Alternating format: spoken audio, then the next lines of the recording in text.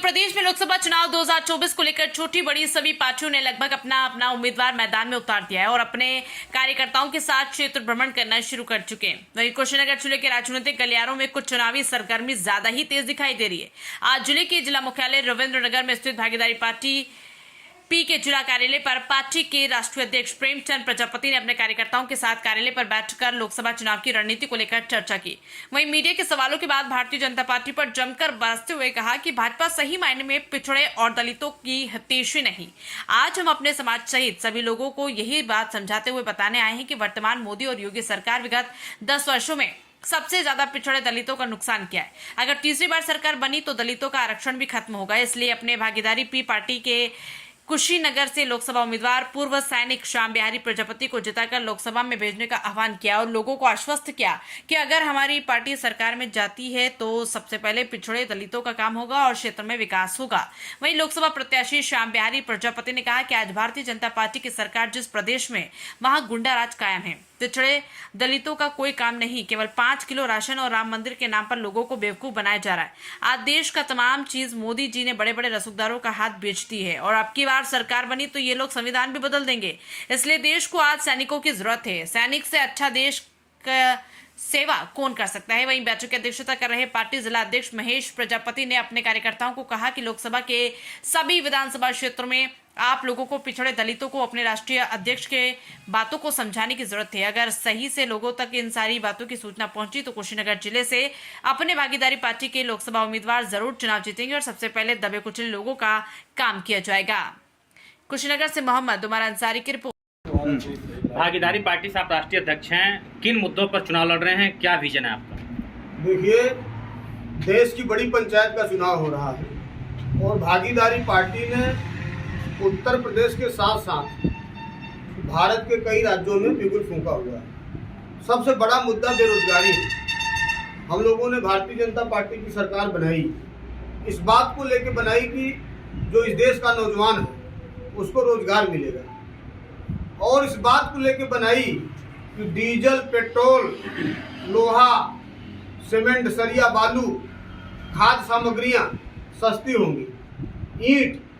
लेकिन आज जो महंगाई का आलम है पूरे देश में, जो गैस का सिलेंडर 350 रुपए में बिक रहा था, आज वो गैस का सिलेंडर 1250 रुपए में बिक रहा है। और आज मैं ये कुशीनगर लोकसभा में बोल के जा रहा हूँ, अगर लोगों ने दोबारा भारतीय जनता पार्टी की सरकार बना दिया तो गैस का सिलेंडर 2500 रुपए में बिकेगा। आज ये बोल के जा रहा हूँ मैं। इसलिए साथियों, भारतीय जनता पार्टी को रोकने के लिए कि दोबारा सरकार न बने, इन लोगों ने ट्रांसफर और पोस्टिंग के नाम पर पूरे देश को बर्बाद कर दिया। डबल इंजन की सरकार है और आपने देखा कि पूरे उत्तर प्रदेश में जिस तरह से भ्रष्टाचार हो रहा है ट्रांसफर और पोस्टिंग के नाम पर, ये बहुत ही दुर्भाग्यपूर्ण है।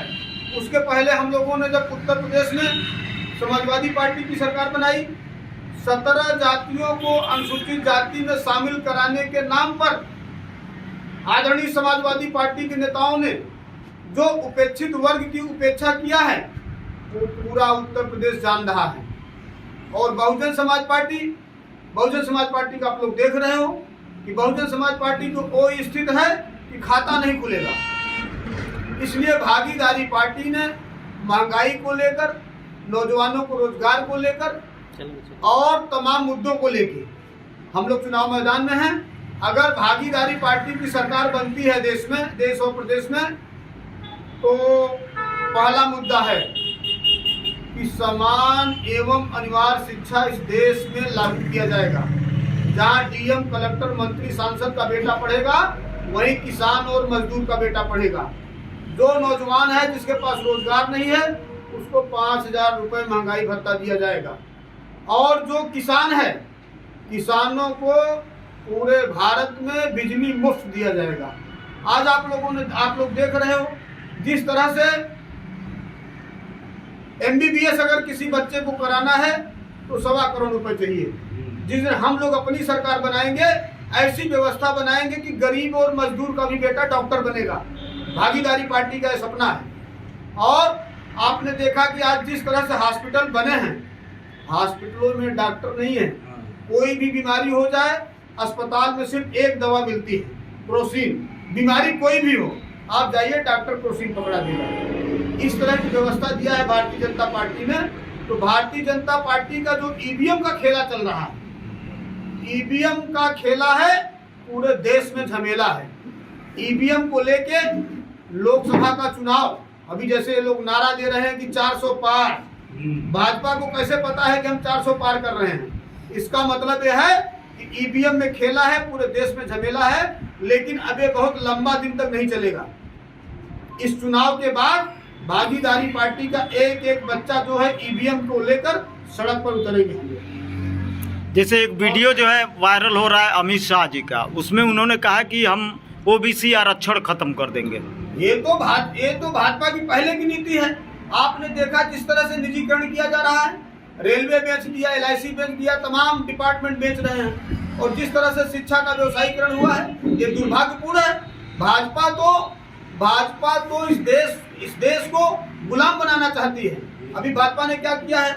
माटी कला बोर्ड बना दिया, विश्वकर्मा का बोर्ड बना दिया। ये जो उपेक्षित जातियां हैं, इन जातियों का बोर्ड बना रही है, और 5 किलो चावल, 5 किलो दाल, 5 किलो आटा देकर इस देश को गुलाम बनाना चाहती है। बाबा साहब भीमराव अम्बेडकर जी ने कहा था, अगर सरकार को कुछ देना चाहते हैं ये लोग तो शिक्षा मुफ्त दें, तब जाके गरीब और किसान का बेटा भी डॉक्टर और इंजीनियर बनेगा। इस बात को लेकर भागीदारी पार्टी ने कुशीनगर लोकसभा से पूर्व सैनिक श्याम बिहारी प्रजापति जी को मैदान में उतारा है, और भागीदारी पार्टी की पूरी टीम कुशीनगर लोकसभा में लगातार लोग भ्रमण कर रहे हैं। आज हमारा भी कई गांव में कार्यक्रम लगा हुआ है। आप लोकसभा चुनाव लड़ रहे हैं भागीदारी पार्टी से, क्या विजन है आपका? सर, जैसा कि हमारे राष्ट्रीय अध्यक्ष माननीय प्रेमचंद प्रसाद जी ने बताया कि हमारा जो विजन उसी चीज़ को लेकर है कि सबसे ज़्यादा बेरोजगारी और शिक्षा को लेकर के है। आप देखे हैं कि इस बीच जितनी भी नौकरियां का परीक्षाएं हुए, सारे के सारे कहीं न कहीं लीकेज हो गए। जो है सड़कों पर घूम रहे हैं, रोजगार नाम की चीज़ नहीं है। लाखों रुपया खर्च करके 5,000 से 10,000 के संविदा में काम करने के लिए जवान तैयार हैं या प्राइवेट में। इन्होंने अग्निवीर योजना को लाया, एक बार भर्ती करने के बाद से पिछले 3 साल से भर्तियां लगभग बंद हो गई हैं, और आगे भी जब उनमें से वापस आने वाले लोगों को ही रोजगार देंगे तो यहाँ जो बचे हुए लोग जो है कहाँ जाएंगे? उनको तो फिर तक सर्विस से उससे वंचित हो जाएंगे। हमारे देश के प्रधानमंत्री कभी इस पर बात नहीं करते कि हम रोजगार कितना देंगे, कहाँ से लाएंगे। रोजगार के नाम पर जवानों को पकौड़ा बेचने का सलाह दी जाती है कि आप बेचिए। और रही बात विकास की, कहते हैं सबका साथ सबका विकास। विकास के नाम पर जो सबसे मूलभूत सुविधाएं माटी और बालू है, इसी पर रोक लग जाती है। JCB पकड़ करके जेल में चले जाते हैं। 200-250 की टाली बिकने वाली मिट्टी जो है 1-1 हज़ार रुपये में बिक रही है। बालू चोरी छिपे जो है बेचे जा रहे हैं, जो कि 2.5 से 3 हज़ार में मिल जाती है टाली, वो 10 से 12 हज़ार रुपये में बेचे जा रहे हैं। तो विकास कहाँ से होगा? तो रोजगार और शिक्षा देखिए क्या हो रहा है। सरकारी विद्यालयों में राशन तो दिए जा रहे हैं, बच्चों को कुछ मिल रहा है, उसी में जा रहे हैं, उसमें उनको शुद्ध भोजन मिल नहीं रही है। उसके बदले में मेरा विजन है कि उनको गार्जियनों को पैसा दिया जाए तो अच्छा भोजन लाकर बच्चों को भेजें। जो सुविधाएं जो प्राइवेट विद्यालयों में मिल रहा है, उसमें सरकारी विद्यालयों को भी शामिल किया, उसी प्रकार की सुविधाएं उनको दिया जाए। तो ऐसी ही बहुत सारी चीज़ें हैं जिन मुद्दों पर हम जो है लेकर के इस क्षेत्र के कुशीनगर की जनता को मैं चाहता हूँ कि हमारी भागीदारी पार्टी को वोट और सपोर्ट करें। हम यहाँ के युवाओं को रोजगार के लिए हर संभव प्रयास करेंगे, जैसा कि हमारे राष्ट्रीय अध्यक्ष जी ने बताया है कि जहाँ तक हो सकेगा हर क्षेत्र में उनका सहयोग करके विकास के लिए हर काम किया जाएगा। कुशीनगर लोकसभा से कई बड़े बड़े दिग्गज चुनावी मैदान में, उनको कैसे आप टक्कर दे पाएंगे? देखिए, बिल्कुल सही कह रहे हैं। दिग्गज वो बेशक दिख रहे हैं मैदान में, लेकिन हम लोग भी कहीं किसी से कम नहीं है। हमारे राष्ट्रीय अध्यक्ष माननीय प्रेमचंद प्रसाद जी पूरे देश में और प्रदेश में अपना बिगुल फूंक चुके हैं। मैं एक देश का सैनिक रहा हूं, जो देश के विभिन्न कोनों में श्रीनगर से लेकर के कन्याकुमारी तक जो है सर्विस किया है। वो भी पराक्रम भी देखा है, वो भी कारगिल भी देखा है।